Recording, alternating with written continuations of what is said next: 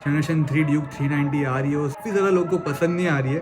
Bad news ये है कि जो जनरेशन 2 आ रही थी वो डिसकंटिन्यू हो चुकी है। 2 लेना है ड्यूक 390 जनरेशन 2 तो आपको कौन सी चीज़ें ध्यान में रखनी है। कंटिन्यू चल रही है लाइट जब आप बाइक राइड कर रहे हो तो प्रॉब्लम है, इसे बिल्कुल भी मत लेना। और ये 1.5 लाख से ज़्यादा मुझे प्रॉफिट हुआ। पावर की बात करें इसकी तो यमराज से कम नहीं है। बहुत अभी समझ गया था कि बाइक क्रैश हुई है और ज़रा फ्लक्चुएशन नहीं आना चाहिए आरपीएम में। 50 का एवरेज दिया था मुझे, 50 का एवरेज दिया था बाइक ने। तो आज का वीडियो बहुत ज़्यादा अमेजिंग रहने वाला है, बहुत ज़्यादा अलग रहने वाला है। कि अभी रिसेंटली मैंने ड्यूक 390 परचेज़ किया है और सेकेंड हैंड में मैंने परचेज़ किया है, तो टॉपिक पे पूरा वीडियो रहने वाला है। क्योंकि अभी जो जनरेशन 3 ड्यूक 390 आ रही है उससे लोगों को पसंद नहीं आ रही है। और ऊपर से बैड न्यूज़ ये है कि जो जनरेशन 2 आ रही थी वो डिसकंटिन्यू हो चुकी है, 250 और 390। तो अगर किसी को लेना हो तो उनके पास ऑप्शन नहीं है। अगर नई बाइक लेनी हो तो उनको लेना पड़ेगा जनरेशन 3। पूरा वीडियो उस टॉपिक पे रहने वाला है। So hello and welcome back. तो ये वाला हम लोग नहीं देने वाला इंट्रो, मैंने सोचा थोड़ा इंट्रो इंटरेस्टिंग बना जाए। सो हेलो नमस्ते राम राम, कैसे हो आप सारे? आई होप सब अच्छे होंगे, मैं भी बहुत अच्छा हूँ। And welcome back to the channel and you guys are watching BNY vlogs. तो ये इंट्रो थोड़ा इसमें भी मॉडिफाई करेंगे ये इंट्रो में, तो देखते हैं। ये अभी के लिए इंट्रो है और वो जो पुराना इंट्रो था वो बहुत ज़रा बेसिक सा था। बट चलते हैं, सनलाइट जा रही है, ऑलमोस्ट 5:45 हो रहे हैं। मैं सो गया था थोड़े टाइम के लिए, एक पावर नैप ले लिया फटाफट से।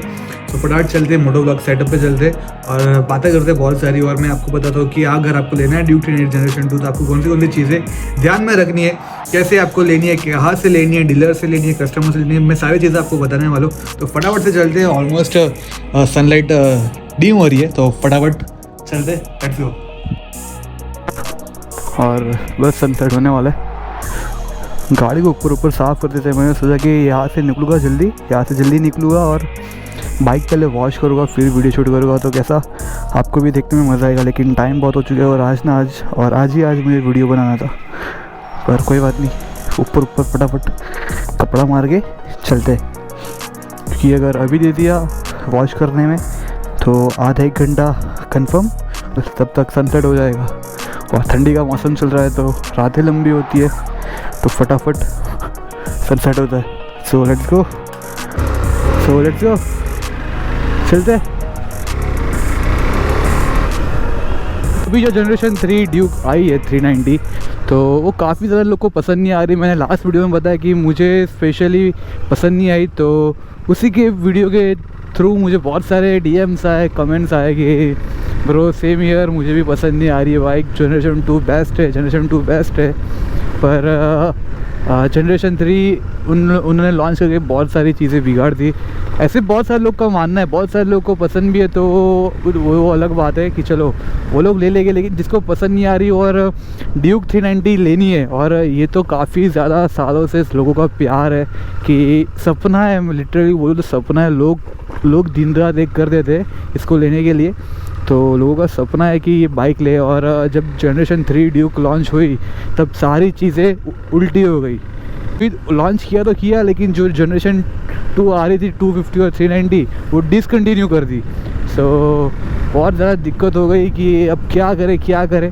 अगर 2023 में आपको लेना है ड्यूक 390, ऑलमोस्ट 2024 ही बोल देते, 2024 में अगर आपको लेना है ड्यूक 390 तो आपको सेकेंड हैंड के लिए जाना पड़ेगा। और अभी 1-1.5 महीने पहले मैंने लैला ली, अपनी लैला मतलब ड्यूक 390 ली सेकेंड हैंड में। सो मैं उसी के ऊपर बता रहा हूँ, क्योंकि मुझे पता था जो नहीं आ रही है। मुझे फ़ोटोज़ वीडियोज़ में इतनी ज़्यादा पसंद आई नहीं वो, मतलब मैं वो एक्सेप्ट नहीं कर पा रहा था कि चलो ये ले, या फिर बहुत ज़्यादा अच्छी बाइक है ये।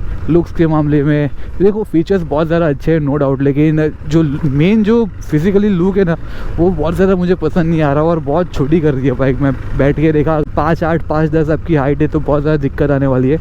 अगर सेकेंड हैंड बाइक आपको लेनी है तो आपको क्या क्या चीज़ें ध्यान में रखनी होगी, कहाँ से लेनी है, कैसे करना है, क्या करना है, सब कुछ मैं आपको बताऊँगा।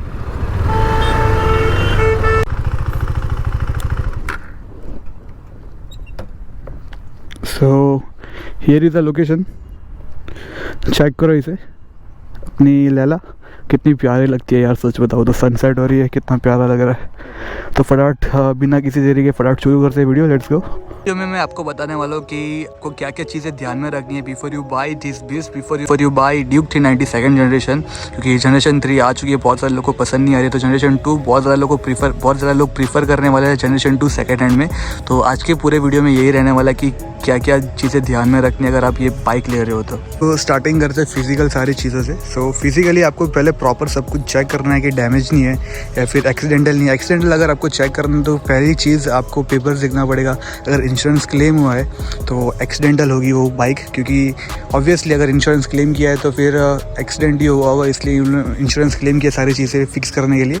सो सबसे पहले चीज़ तो आपको फिजिकली सारी चीज़ें देखनी होगी कि फिजिकली क्या क्या इसमें खामी है। बताया कि आपको कि फिजिकली आप सारी चीज़ें देखो कि क्या क्या इसमें खामी है। लाइक टायर्स चेक कर लो, टायर्स बहुत ज़्यादा अगर घिसे हो गए या फिर चेंज हो गए तो बहुत ज़्यादा बाइक चल चुकी होगी, क्योंकि इसमें जो किलोमीटर्स वाला होता है वो ट्रिप भी उन लोग रिसेट कर सकते हैं। अगर करना हो तो अगर डीलर को या फिर किसी को भी बेचनी हो तो लोग वो रिसेट कर सकते हैं और फिर आपको चिपका सकते हैं वो चीज़ें। तो आपको टायर चेक करना है, इंजन चेक करना है, बहुत सारी चीज़ें चेक करनी होगी। लेकिन अगर फिजिकली बात करें तो सबसे पहले टायर चेक करो और इंश्योरेंस वाला चेक करो। अगर एक्सीडेंटल बाइक हो तो फिर वहाँ से निकल जाओ, बिल्कुल भी लेनी नहीं है आपको वो बाइक। और टायर्स चेक कर लो, अगर टायर जो कंपनी के आते हैं वही है तो वेल एंड गुड। टायर बहुत ज़्यादा खिसे हो गए, चले हो गए, समझ जाओ कि बहुत ज़्यादा बाइक चली है। जब मैंने बाइक ली तो टायर की कंडीशन बहुत ज़्यादा प्रॉपर थी। लाइक ये ध्यान से देखो, तो इतने टायर घिसे नहीं थे, पूरा एकदम करीब प्रॉपर था और किलोमीटर्स भी प्रॉपर थे। मतलब मैंने ली थी जब 10,000 किलोमीटर जैसे कुछ थे। ये देखो कि मैंने जब ली थी तब 10,600 बाजू कुछ थी और ऑलमोस्ट 1.5 महीने में मैंने 500 से 600 किलोमीटर चला ली है बाइक। तो 10,000 तक अगर आपके 10,000 तक किलोमीटर्स चली होगी बाइक तो आप बिल्कुल ले सकते हो। और अगर यहाँ पे आ चुकी है तो यहाँ पे सारी चीज़ें मैं बता देता हूँ। ये जो लाइट देख रहे हो वो सर्विस लाइट है। मतलब सर्विस लाइट का मतलब क्या होता है कि अगर बाइक को सर्विस की ज़रूरत है तो अपने आप यहाँ पे आ जाएगा कि भाई चलो सर्विस का टाइम हो चुका है। और आप इसे सेट भी कर सकते हो। अगर मैं यहाँ से सेट करूँ, यहाँ से ये सारे बटन्स अगर सेट करूँ मैं और 11,000 किलोमीटर है तो मैं 15,000 किलोमीटर पर डाल दूँ तो ये लाइट चली जाएगी। और जब 15,000 किलोमीटर क्रॉस करेगी तब फिर से ये लाइट आ जाएगी। तो इसका कोई इशू नहीं है। अगर ये कंटिन्यू चल रही है लाइट जब आप बाइक राइड कर रहे हो तो प्रॉब्लम है, इसे बिल्कुल भी मत लेना। तो बहुत ज़्यादा ध्यान रखना है आपको कि अगर ये कंटिन्यू लाइट चल रही है जब बाइक चला रहे हो आप तो बिल्कुल भी नहीं लेनी है। और नई बाइक जो आती है ड्यूक 390 वो ऑलमोस्ट आती है 4.25 लाख की। अगर अभी की बात करें जनरेशन 2 भी 4.25 लाख की आती थी और जो जनरेशन 3 उसका मुझे इतनी आइडिया नहीं है कि कितने की आती है, लेकिन वो भी ऑलमोस्ट 4.25 लाख की पहुंच जाती है। और मुझे ये पड़ी ऑलमोस्ट 2 लाख की। सो मुझे 1.5 लाख से ज़्यादा मुझे प्रॉफिट हुआ। मतलब मेरे 1.5 लाख से ज़्यादा रुपये बच चुके थे। तो उस 1.5 लाख से मैं राइड कर सकता हूँ या फिर कुछ ना कुछ मैं कर सकता हूँ, एक्सेसरी डाल सकता हूँ। तो अगर अच्छी कंडीशन में अगर आपको मिल रही है, बहुत ज़्यादा अच्छा प्राइस अगर दे रहा है कोई तो बिल्कुल ले लेना आँख बंद करके, क्योंकि इससे अच्छी कोई मशीन नहीं मिलने वाली आपको इसके। तो दूसरी बात कि आपको ये बाइक कहाँ से लेनी है। अगर क्या मैं एक डीलर से लूँ या OLX पे चेक कर लूँ, कहीं भी चेक कर लो, कोई फ्रेंड है मेरे पास वो बेच रहा है तो देखो कहीं से भी आप लो, उसका कोई मतलब ही नहीं बनता है कि आप कहीं से भी लो, डीलर से ले रहे हो। लेकिन डीलर से अगर ले रहे हो तो थोड़ी चीज़ आपको ध्यान में रखनी है, क्योंकि वो प्राइस बढ़ा के बोलने वाला है। उसको जितने में मिली उससे वो ज़्यादा ही बोलेगा, क्योंकि उसको बिजनेस करना है। सो अगर आपको पता हो कि बाइक की वैल्यू मार्केट में क्या है, कितने में हो रही है बाइक, आपको सारी नॉलेज है बाइक के बारे में, तो ये आप डीलर से ले सकते हो, क्योंकि वो डीलर वो आपको बढ़ा के प्राइस बोलने वाला है। बट ऑब्वियसली तो डायरेक्ट डील डन मत करना, जाके देखना बाइक, टेस्ट ड्राइव करना, सारी चीज़ें चेक करना, इंजन चेक करना, बाद में आप ले सकती हो। और डीलर से भी लेने में कोई परेशानी नहीं है अगर आपको बाइक के बारे में सब पता रहेगा, सारी चीज़ें पता है। कोई फ्रेंड हो आपका KTM में, उसको बुला लो, उससे पूछ लो कि क्या क्या चीज़ें बाइक में प्रॉब्लम है, क्या क्या चीज़ें परफेक्ट है, तो वो आपको बता देगा। यहाँ पे बहुत ज़्यादा बातें कर ली तो डेक मोटो लोग सेटअप पे मिलते हैं और एक राइड मार के आते हैं और राइड क्वालिटी की बात करेंगे, बहुत सारी चीज़ों की बात करेंगे। So let's go. सो सबसे पहले मैंने तो आपको ये बता दिया कि पूरे कंसोल में आपको क्या क्या चेक करना है।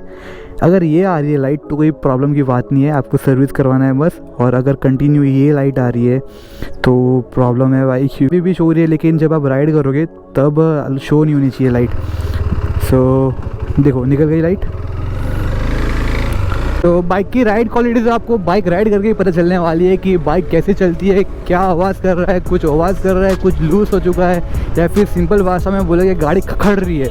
मतलब गुजराती में बोले कि गाड़ी वो खखड़े हमदम करी ने, पर उसको हिंदी में क्या बोले कि मुझे आइडिया नहीं है। गाड़ी की आवाज़, गाड़ी के पार्ट्स बहुत आवाज़ कर रहे हैं, गाड़ी के पार्ट्स लूज़ हो चुके हैं। इनफैक्ट नंबर प्लेट थी वो लूज़ थी थोड़ी, तो उसका एक आवाज़ आ रहा था और एक मडगाड़ का आवाज़ आ रहा था। तो वो चीज़ें फिक्स हो सकती है।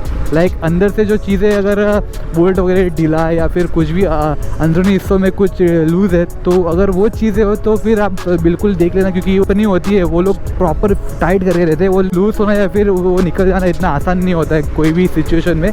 तो उसका क्या मतलब बनता है कि जिसके पास जो बाइक या फिर डीलर था, उन लोगों ने कोई चीज़ें निकाल दी है या फिर निकाल के बेच दिए, दूसरी चीज़ें लगाई है, वो मतलब बन सकता है। मैं ऐसे नहीं बोल रहा हूँ कि वही होगा, लेकिन फिर भी आप जब राइड कर रहे हो, बाइक टेस्ट ड्राइव ले रहे हो कि बाइक, तो आपको कौन सी चीज़ें ध्यान रखती है वो मैं आपको बताता हूँ कि आपको सारे गियर्स चेक करने हैं। 1 से लेके 6 तक पूरे गियर शिफ्ट कर दो, सारे गियर पे बाइक चला लो और चेक करो कि गियर प्रॉपर शिफ्ट हो रहे हैं, डाउन शिफ्ट हो रहा है, शिफ्ट ऊपर हो रहे हैं, सब कुछ आपको चेक करना है कि गियर्स प्रॉपर चल रहे हैं। तो मैंने बताया कि अगर बाइक बंद हो रही है स्टार्टिंग में आपसे फर्स्ट सेकंड गियर पे, लो आरपीएम पे, इनफैक्ट कि लो आरपीएम पे बाइक बंद हो रही है, तो डरने की कोई ज़रूरत नहीं है, बाइक प्रॉपर है। अगर आप नहीं भी अगर लेते उस समय में ड्यूक 390, तो फिर भी वो गाड़ी बंद होने वाली थी, क्योंकि लो आरपीएम पे बहुत ज़्यादा बंद होती है ये गाड़ी, क्योंकि ये बनी नहीं है लो आरपीएम के लिए, हाई आरपीएम के लिए बाइक बनी है। तो ये हाई आरपीएम पे आपको बहुत ज़्यादा अच्छा परफॉर्मेंस देने वाली है, क्योंकि बहुत ज़्यादा पावरफुल मशीन चाहिए, तो इसको भी पावर चाहिए जब चलने में। तो जब आप लो आरपीएम पे चलाते हो तो ऑब्वियसली बाइक बंद होती है ये। तो और एक चीज़ ये कंसोल के बारे में बताना चाहूँगा कि जब आप सेकेंड हैंड बाइक परचेज़ करते हो, ये बाइक चालू की मैंने, और ये फ्लक्चुएशन देख रहे हो आप, ये फ्लक्चुएशन बहुत माइनर है, लेकिन बहुत सारे वीडियोस में देखे, बहुत सारी बाइक्स देखी, इसकी फ्लक्चुएशन जब आप नॉर्मल आइडल मोड पे रखते हो, मतलब ये आइडल पे है, तो आपने ये थ्रॉटल दिया तब ये बढ़ा, लेकिन आइडल पे देखो ये फ्लक्चुएशन हो रही है। पर बहुत सारी जो बाइक होती है इसमें थ्रॉटल बॉडी ख़राब रहती है या फिर कुछ ना कुछ प्रॉब्लम रहता है, तो फ्लक्चुएशन होकर यहाँ तक जाता है, 3 तक, 2 मतलब ये देखो 1.5 हो रहा है, 2 से ऊपर जा रहा है, 2 से ऊपर जा रहा है, नीचे आ रहा है, तो वहाँ प्रॉब्लम रहती है कि बाइक में कुछ ना कुछ प्रॉब्लम है। वो आप प्रॉब्लम रहती है बहुत सारी बाइक्स में, वो ठीक भी हो सकती है, लेकिन अगर आप ले रहे हो तो ये चीज़ भी आपको ध्यान में रखनी है कि बहुत ज़्यादा फ्लक्चुएशन नहीं आना चाहिए आरपीएम में, क्योंकि आरपीएम देखो यहाँ पे अभी भी फ्लक्चुएट हो रहे हैं, मैं ना नहीं बोल रहा हूँ, लेकिन इतना नॉर्मल है, इतना कोई भी बाइक रहेगा नया लोगे तो भी ज़रा तो होगा, होने वाला है फ्लक्चुएशन। पर अगर उससे ज़्यादा होता है, 3 से 4 तक जाता है, मतलब 3 देखो आवाज़ आपका ख़राब हो जाएगा, देखो यहाँ तक जा रहा है, देखो आवाज़ देखो। ऐसे में अगर आरपीएम आपको बहुत हाई रहेगा तो पेट्रोल भी बहुत ज़्यादा जाने वाला है। तो ये चीज़ आपको ध्यान में रखनी है कि फ्लक्चुएशन आरपीएम का बहुत ज़्यादा नहीं होना चाहिए।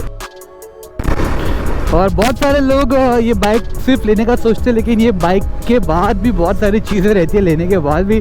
तो माइलेज का लोगों को पता रहता है कि बहुत ज़्यादा कम माइलेज देती है, लेकिन कितनी माइलेज देती है वो किसी ने आज तक आपको बताया नहीं होगा, लाइक बताया भी होगा, पर मैं प्रॉपर आपको बता दूँ। सिटी में मुझे इसने एवरेज दी थी 28, अराउंड 27.5 28 इसने माइलेज दी थी। तो अगर आपको अफोर्ड होता है इतना कम माइलेज तो आप बिल्कुल ले सकते हो, क्योंकि मैं शिफ्ट हुआ वो डायरेक्टली R15 से। R15 तो बाप है भाई, ऐसा बोले तो चलेगा कि एवरेज का बाप है वो।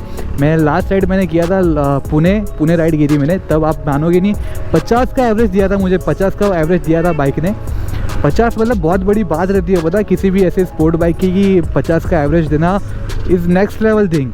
तो 50 की एवरेज दी थी और डायरेक्टली मुझे इस 28 दे रही है, तो फिर थोड़ा तो वो होता है कि यार कितना कम एवरेज दे रही है, वो होता है। तो अगर आप अफोर्ड कर सकते हो, आपको चलेगा इतना एवरेज, तो फिर इसे आप बिल्कुल ले सकते हो। लाइक हाईवे पे तो आपको देखिए, अगर आप टूर कर रहे हो, क्रूज़ कर रहे हो एक स्पीड पे, तो आपको 30-31 आई गेस एवरेज दे देगी।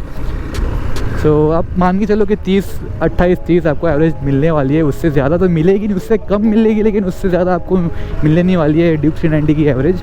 और नई वाली आ रही है, उसमें भी आपको सेम ही मिलने वाला है। तो एक और चीज़ अब मैं आपको बताना चाहूँगा कि अगर आप ड्यूक 390 ले रहे हो तो अपने सेफ्टी गियर्स पे बिल्कुल इन्वेस्ट करना, क्योंकि बहुत ज़्यादा पावरफुल मशीन है और लाइट वेट होने के कारण एक बाइक हिलती भी बहुत है, तो कंट्रोल करना बहुत ज़्यादा मुश्किल हो जाता है इस बाइक को। अगर आप ओवर स्पीडिंग कर रहे हो, अगर आप 120, 130, 140, 150 तक भी जा रहे हो तो कंट्रोल करना बहुत ज़्यादा मुश्किल हो जाता है। तो एक अच्छा helmet, riding shoes, riding jacket, gloves, ये चीज़ें आपको पहनना बहुत ज़्यादा ज़रूरी है। और हेलमेट के बिना तो बाइक चलाना ही मत, क्योंकि बहुत ज़्यादा पावरफुल मशीन है और कंट्रोल नहीं होती है। बहुत सारे वीडियोस मैंने देखे कि don't bike KTM Duke 390 because control नहीं होती है वो। प्रोफेशनल राइडर्स बोल लो या फिर कोई भी राइडर्स बोल लो, किसी से कंट्रोल नहीं होती है। तो आपको सेफ्टी गियर्स पे इन्वेस्ट ज़रूर करना है। मैं खुद एक अच्छा सा हेलमेट लेने वाला हूँ, महंगा एकदम खतरनाक वाला, जो सेफ्टी मुझे प्रोवाइड करेगा अच्छी, वो वाला मैं हेलमेट लेने वाला हूँ। ये मेरे पास हेलमेट है, लेकिन इससे अच्छा चाहिए, क्योंकि मैंने चलाई, मेरी रुक आपको ही सच बताऊँ तो मैंने हाईवे पे या फिर खाली रास्ते में जब मैंने थ्रॉटल दिया तो भाई क्या भागती है बाइक। तो मैं खुद इन्वेस्ट करने वाला हूँ अच्छे हेलमेट पे, और कोई बताएगा नहीं आपको कि आपको ये सारी चीज़ें करनी है, कि सेफ्टी गियर्स पे भी ध्यान देना है सर।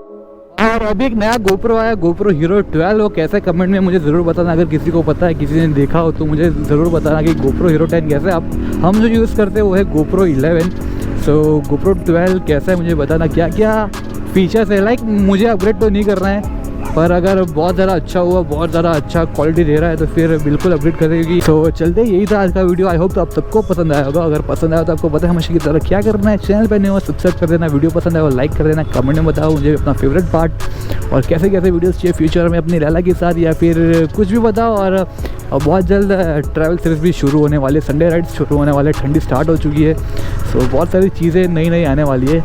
अगर वीडियो पहली बार देख रहे हो, मुझे पहली बार देख रहे हो, तो सब्सक्राइब ज़रूर कर देना बहुत। सो अगर वीडियो पसंद आया आपको तो थोड़ा सपोर्ट कर लेना, सब्सक्राइब कर देना। बहुत ज़्यादा बातें हो चुकी है तो फटाफट अलविदा लेते हैं हम लोग, और आई होप आप सबको ये वीडियो पसंद आया होगा। और मैं मिलता आपको नेक्स्ट वीडियो में, तब तक के लिए बी सेफ, राइड सेफ।